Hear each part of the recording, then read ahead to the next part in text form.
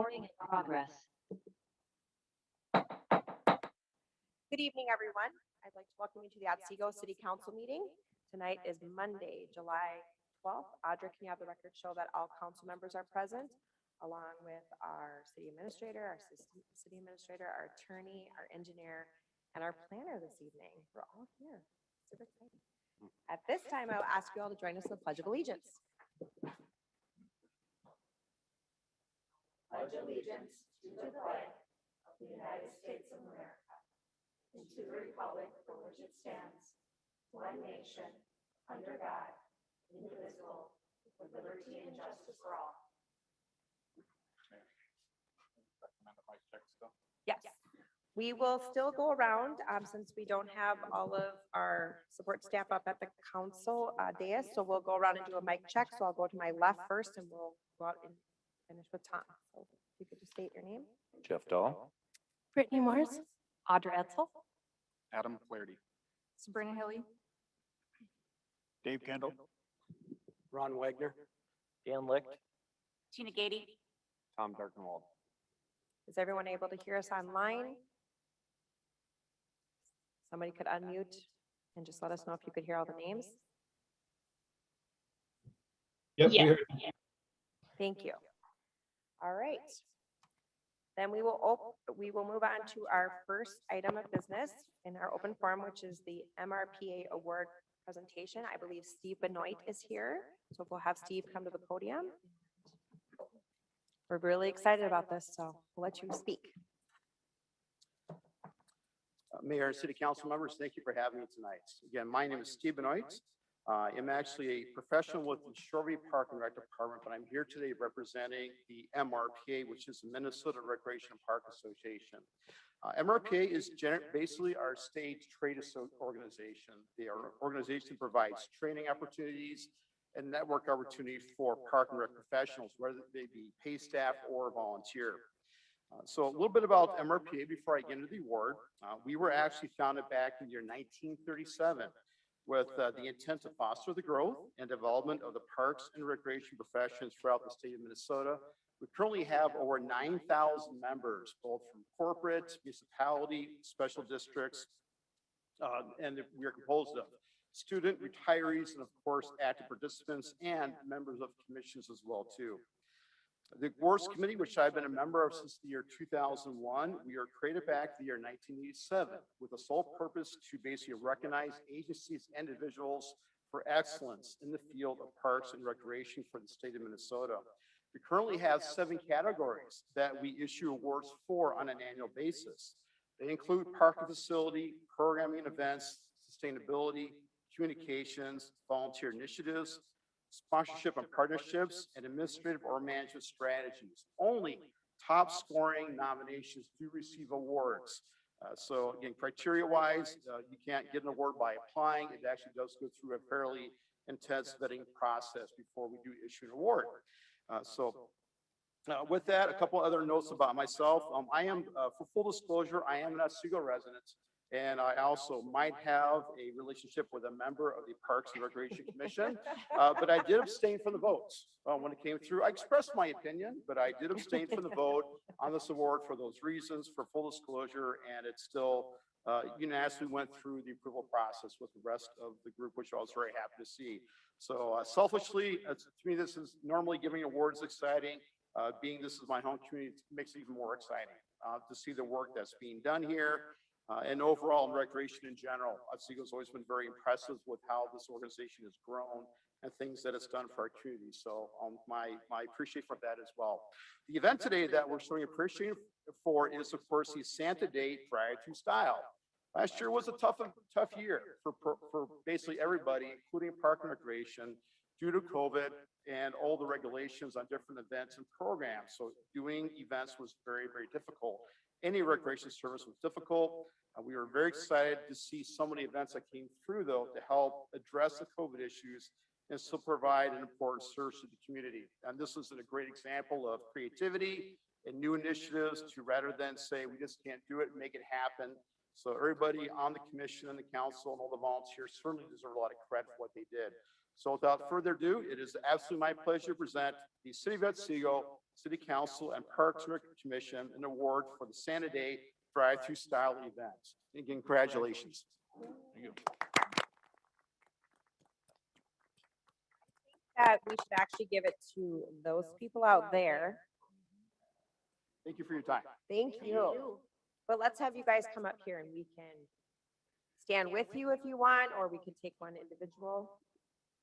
You tell us, Ross. That sounds great.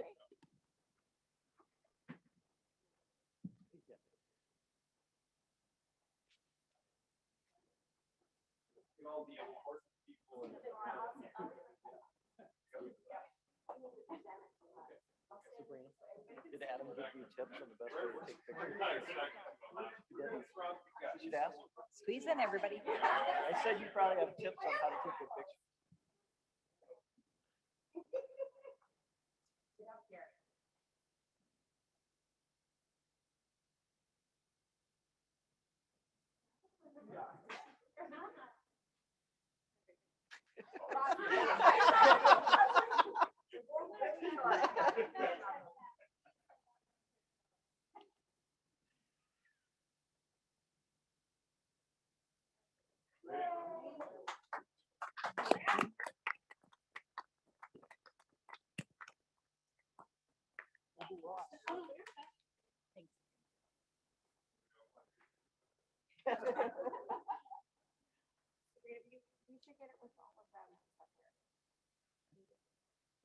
Ross, all your staff want a photo? You guys gotta watch that though. Yeah, we'll stand to the side. We won't be in it. Get your steps For in, you? you guys.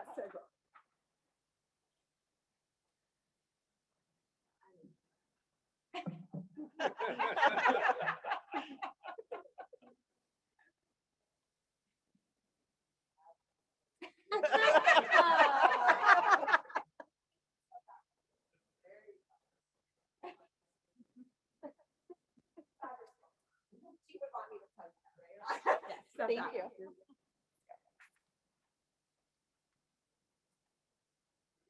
Good? Perfect, thank you. You're welcome.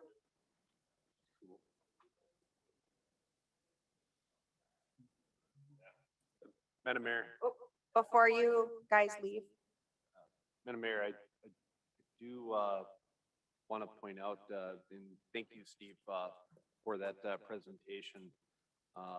And as somebody that has to abstain quite a bit, I understand where you're coming from. But Ross, I do want to say, I like the shirt.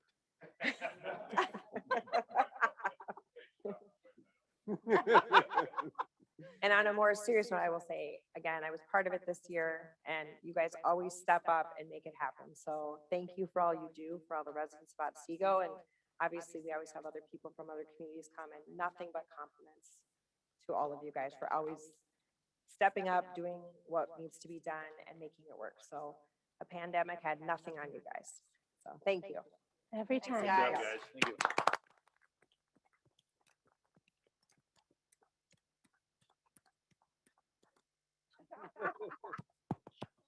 Get another picture. All right, this is still the open forum portion of the meeting. This is where anyone can come to the podium, state your name and address, and limit comments to 5 minutes or less. We also will open it up to anyone online to speak also. So would anyone like to speak at this time?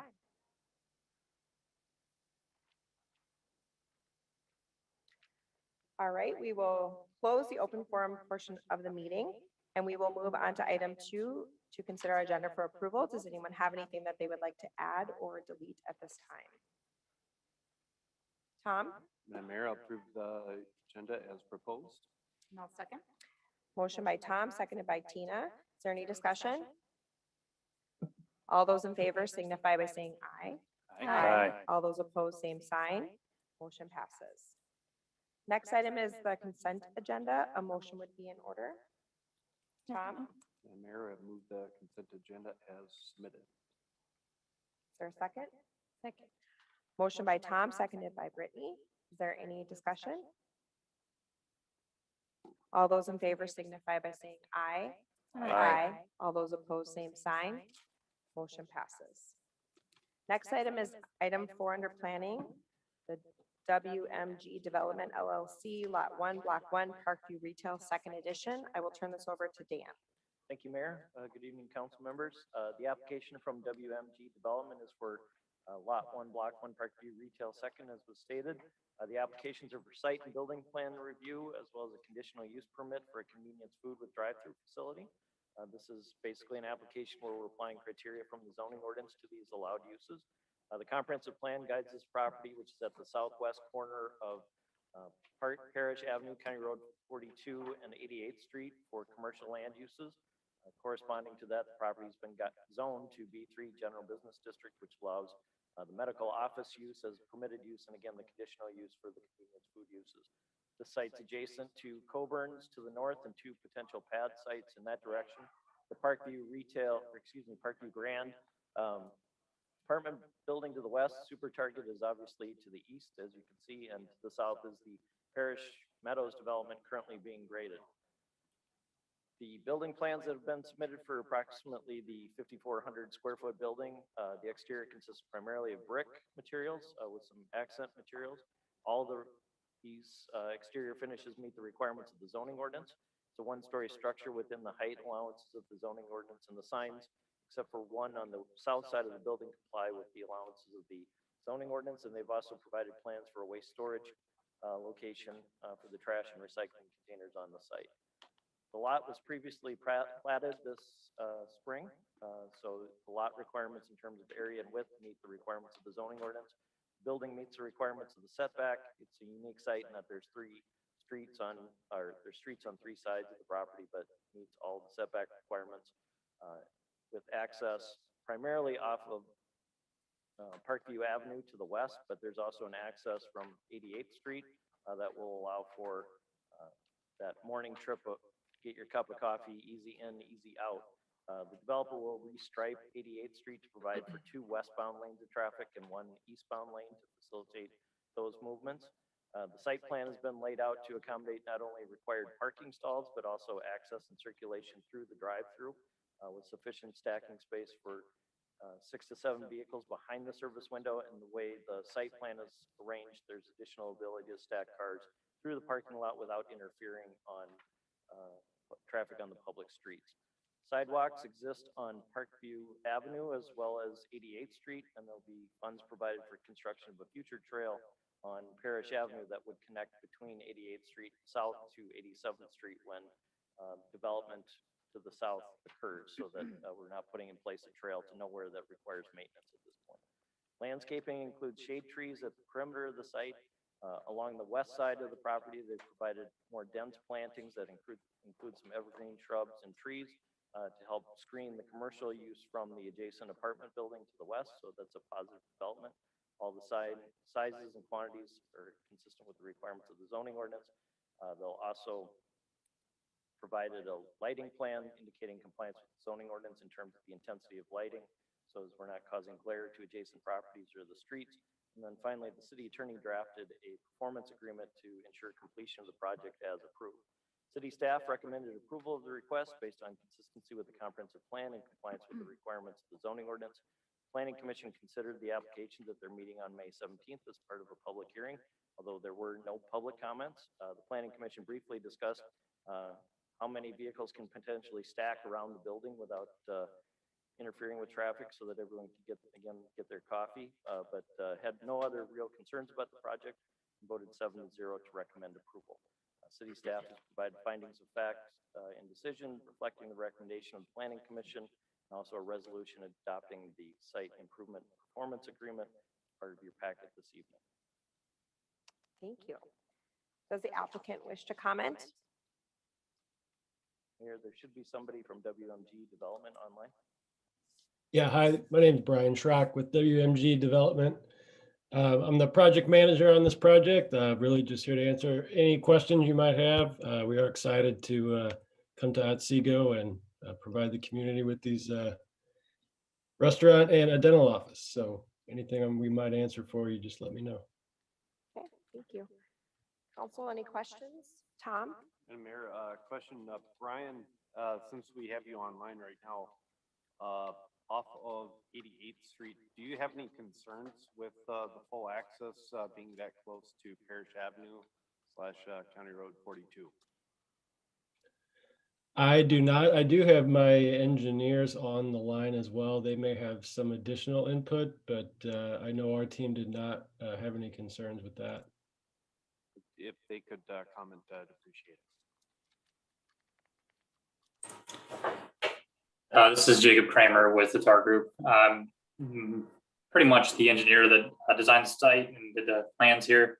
I have no concerns since there's going to be two westbound lanes on 88th Street. There was going to be a left turn lane and a straight through lane that'll provide easy access for a left turn into the site if necessary.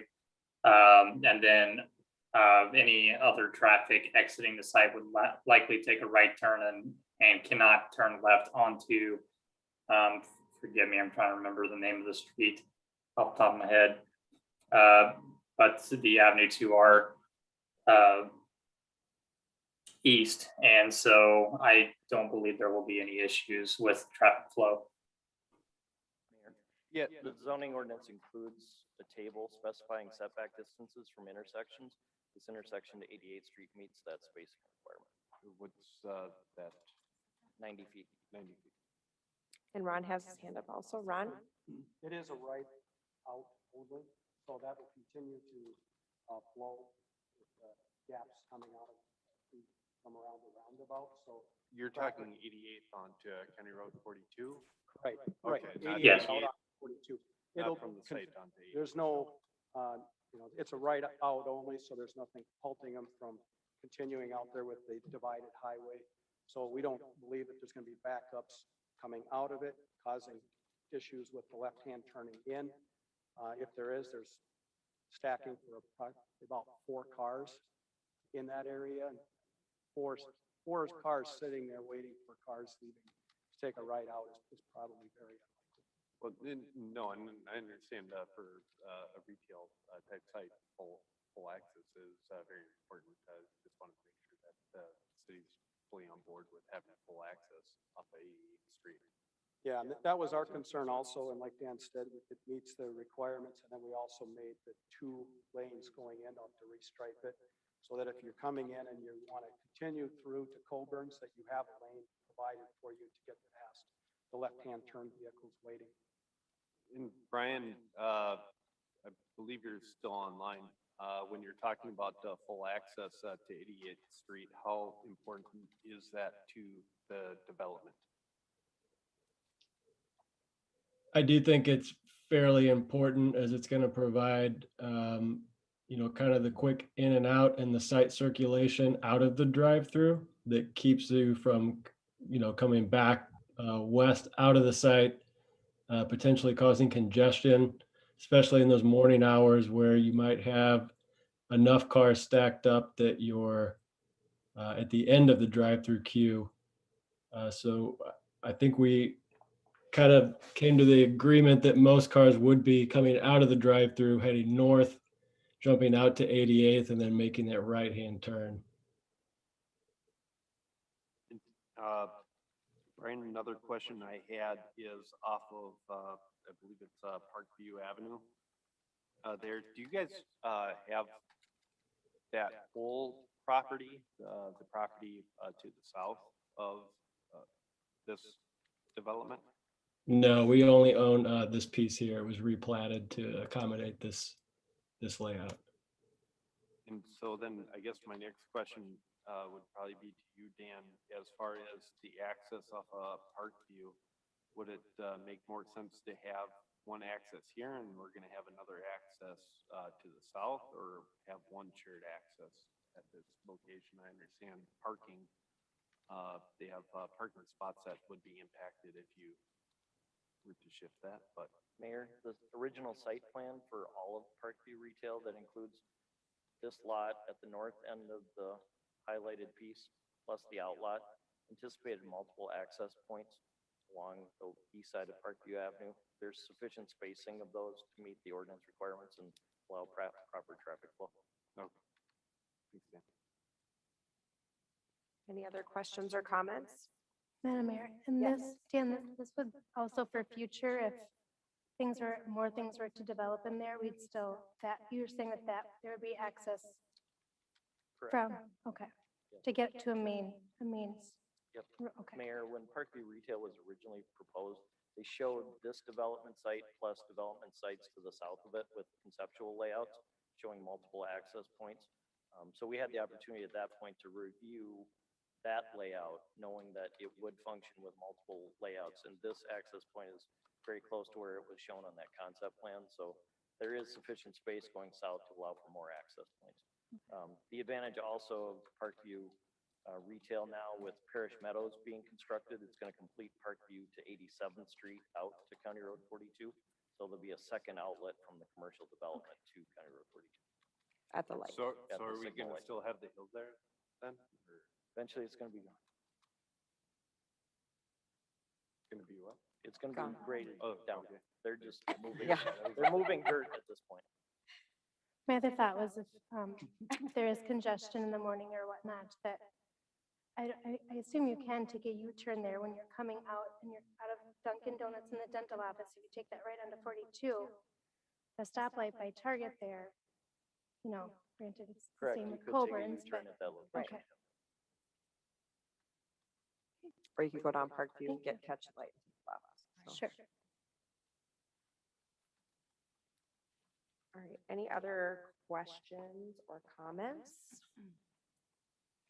Otherwise, a motion would be in order. Madam Mayor, Yes, Brittany. I will make a motion to approve site and building plans and a conditional use permit for Lot 1, Block 1, Parkview Retail Second Edition, subject to the conditions stated on the findings of fact and decision as presented, and adopt resolution 2021-53, approving a site improvement performance agreement. I second. Motion by Brittany, seconded by Jeff. Is there any discussion? Mayor? Yes, Tom? Just for the city attorney, we can do, both those in the same motion. They're sharing a microphone. Oh, sorry. Yes, you can. Okay. Any more discussion? All those in favor signify by saying aye. Aye. All those opposed, same sign. Motion passes. Next item is city council reports and updates. Does anyone have anything? I do not. All right. Next item is staff reports and updates. Adam. No reports tonight, Mayor. Wow, what? No 5:30 meeting, no reports? Wow. What do Guys, we we might owe get for out of that? here in a few minutes. I checked my email several times today thinking, okay, there might be he's just kidding. We're gonna have a meeting at 5:30. All right. Well, we're moving along. Good question. Keep going, keep going. Yep, Sabrina. Mayor and council, just basically, we have the new utility hires that started last week, or one of them started last week and the one previous before that. So we're excited to have them on. Just working with our communications team to prepare for the view this fall coming up. All right, great. When's the view, supposed to come up? The end of August. Yeah, end of August. It's kind of the big ramp up for the festival. So, and before the meeting, I did give a shout out to Sabrina. I said our social media stuff is really stepping up. So I saw it on Instagram that there was a council meeting tonight. So thank you for all you're doing with that. It's great keeping us at the top and relevant for residents. Thank you. Nadra? Nothing to report, thank you. All right, Dave? Nothing, thank you. All right, Ron? Just an update on Cassav 39. Okay. So they're paving it this week, the final lift. Signing happens next week, and then striping the last week of July. So So we, So delay. so delayed. I wouldn't call it, they're calling it on. I'm calling it a It week was gonna late. be, we were hoping it would be a little early. It's gonna be- Yeah, it was supposed to be like this week. Well, What are we gonna put in the view? Jason Olmans will drive down it without stripes. Or not. He's tapping his He's- pen, which means, I Just don't know. kidding. It's a tell of some sort. Yeah. He's got some updates. All right, Nothing else. Dan? Mayor, the next planning commission meeting is July 9th. All right. Jason Altman, you have got 5 minutes so we can finish by 7:30. I'm kidding. You take as long as you need to. I'm joking. Watch what you say. Approve of that. Well, don't look at him. Don't look at Adam. You don't look, you don't know. Yeah. Just don't look. I hate always coming up here with doom and gloom, I guess necessarily, but, current little trend that we're dealing with, just more for info, I guess, just one of those, this is what we see. Naturally with a city like Otsego, we've got a lot of developments, we've got a lot of houses coming in. I brought it up at public safety at one point that said, we have all these raw materials and construction equipment that we have all this laying around kind of in the middle of the night. And sometimes the contractors, people that are doing some of the work, they kind of, they do the, it's 5 o'clock, let's get the heck out of here. And all of a sudden a lot of that material is kind of laying around. So we do deal with a lot of theft of that raw material, especially these days with the cost of raw material. People kind of make the joke online about wood being obviously it's like a commodity now. Oddly enough, some of that stuff does get taken. We certainly have never dealt with that in the past, where all of a sudden it's sheets of plywood actually being taken, but oddly enough, that's what does get taken. Copper is always going to be up there. Copper theft is somewhere around like $4.25 a pound right now, which is quite a bit. We try to see it move around $2 to $3 per pound. One of the things that we deal with copper, oddly enough, is this seems really silly, but people will go around not only stealing stuff from the construction sites, but when they get desperate, they go around to each power pole and they will take the little 20-cent piece of copper at the very bottom of it, and those keep going from power pole to power pole to power pole. There's 20 cents, there's 20 cents, there's 20 cents. That creates a fault for that specific power pole, and Excel Open ground. So, and then Excel Energy ends up having to come out. I won't even get into the numbers there. You can imagine having an overtime call out for people that have to make a repair at 3 o'clock in the morning per pole. You can imagine how quickly that goes up. Tornado season, obviously, they actually will take them from the emergency sirens as well. So it's kind of something that seems, Jesus, I mean, no, absolutely no integrity there, as you have emergency sirens that sometimes can be faulted because somebody wants to take 20 cents worth of copper from the bottom or the base of the pole. So unfortunately, Excel Energy is really good about if we have an issue and we call them in the middle of the night, they'll send somebody out in the middle of the night, so that's not an issue. A lot of these, I know for sure the Excel Energy ones, I know 5 on the west side of town is all Excel Energy sirens. I think the east ones are all city maintained. I know like the Excel Energy ones, if somebody touches it, basically it sets off some alarm that goes to, basically we dispatch a squad to it immediately. Like I said, just raw materials we're getting taken advantage of right now with just all the different developments around town. We're trying to keep an eye on. Great. You Madam made it. No. Do I have a second? Madam Mayor. Yeah. So I would just like to give a shout out to Jason and Wright County. They were amazing. They helped in our neighborhood a few weeks ago. And I just think that you should know that we're all very thankful that you did what you did. And thank you for shutting my garage door at 3 a.m. But seriously, thank you for everything you do. That, You should have left her a ticket, a reminder ticket. One of the common themes I'm getting is, responding to a call like that, where we don't get a lot of information, where we're not exactly sure what the story is. We're not exactly sure what happened. Fortunately, my department's given me the leeway where if I'm going to that scene as a supervisor, they've said, Jason, if you got that instinct that something's going on, call out what you need to call out. In that particular case, we had as many resources as we could have.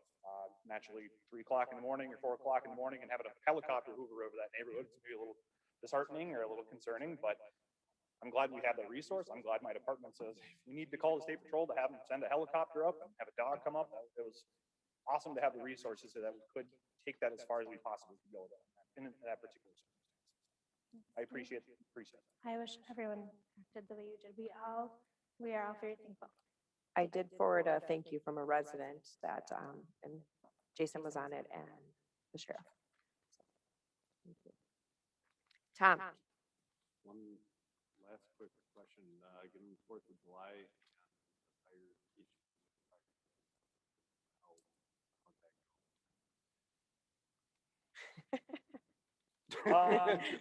It's a His- loaded question. For the people online, his eyes told it all. The actual 4th of July is insane to try to do when you're handling fireworks complaints.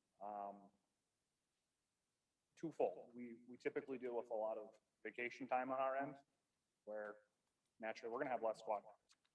4th of July, typically one of the top 4 busiest nights of the year. And then on top of it, all of a sudden we get stacked up with literally hundreds of fireworks complaints. It turns into, we show up and if they're actively going off, we'll try to address it as quickly as we can. We typically have another 99 we gotta get to. It literally was countywide. If you were to look at the computer screen for the entire county at that particular time, half of it was fireworks complaints, the other half was fights, crashes, you name it. Yeah. I don't want to divulge into speculation necessarily because I don't have full information on it, but in town, we did past week or so have a fire related to possibly fireworks. I'll say that. Okay. I'm still kind of working on exactly. what Yeah, the no, I cause was. don't So- need the details. So, Just And that was- how it went. something that was to be anticipated. And countywide, I think we had a couple Yep. that were multiple fire department responses for something related to fireworks in some capacity. All right, any other questions? Thank you. Thanks, Jason. Thank you. All right, does anyone else have anything? A motion to adjourn would be in order. Second. Motion by Tom, seconded by Tina. Is there any discussion? All those in favor signify by saying aye. All those opposed, same sign. The meeting is ended. Thank you all for joining us. Adam, you can hit stop.